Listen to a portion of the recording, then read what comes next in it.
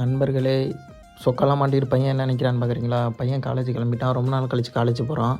பையன் ஒருத்தன் கால் பண்ணி திடீர்னு வாடா பஸ் ஸ்டாண்டில் விடுன்னு சொன்னான். இவன் தான் அந்த பையன். என்னடா அக்கறையாக வந்து விடுறானேன்னு பார்த்தா, பையன் ஒரு பொண்ணை 1.5 வருஷமாக ஃபாலோ பண்ணிட்டு இருந்தான். அந்த பொண்ணை பார்க்கறதுக்காக வந்தான், நமக்காக வரல.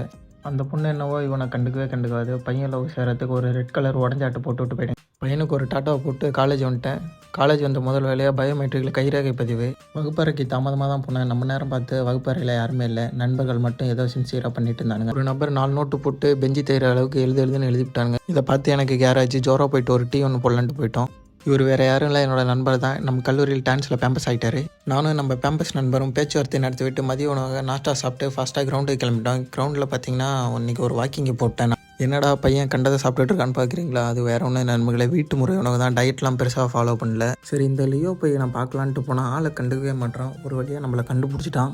கொஞ்ச நேரம் அவனோட விளையாடினே இருந்தேன். கையை பிடிச்சி கடிக்க ஆரம்பிச்சிட்டான். ஒரு பாய் சொல்லிட்டு கிளம்புனேன். லாஸ்ட்டாக ஒரு ஏக்கத்தோட ஒரு பார்வையை பார்த்தான். பெரம்பலூர் 4 வழி சாலையில் உள்ள உடற்பயிற்சி மையத்துக்கு வந்துட்டோம். உங்களோட மெயின்டெனன்ஸு அண்ட் எக்யூப்மெண்ட்ஸ் எல்லாமே நல்லா இருந்துச்சு. ஃப்ரெண்ட்லியான ட்ரைனர் வேணும்னா ராக்ஃபிட்டுக்கு போங்க. இப்போ அடிக்கிறாங்க. லைட்டாக ஒர்க் அவுட் பண்ணிட்டு வீட்டுக்கு போய்ட்டு நாளை சந்திப்போம். டாட்டா.